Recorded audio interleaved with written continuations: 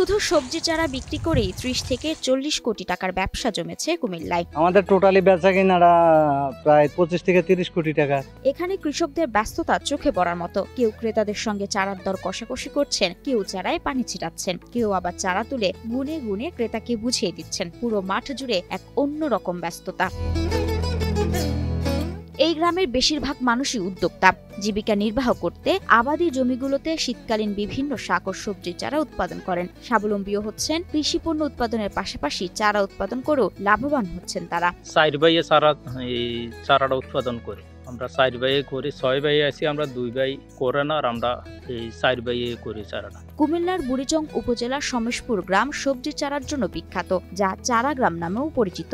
এই গ্রামের মানুষ প্রবাসে না গিয়ে দেশেই বিভিন্ন জাতের সবজির চারা উৎপাদন ও বিক্রি করে আয় করছেন লাখ লাখ টাকা। আর আমাদেরকে শুধু আমাদের এই গ্রামটা যেটা দেখেন, মানে এই যে সাবের বাজারের এই দিক থেকে শুরু করে পুরোটা গ্রামে আমাদের শুধু চারার ব্যবসা।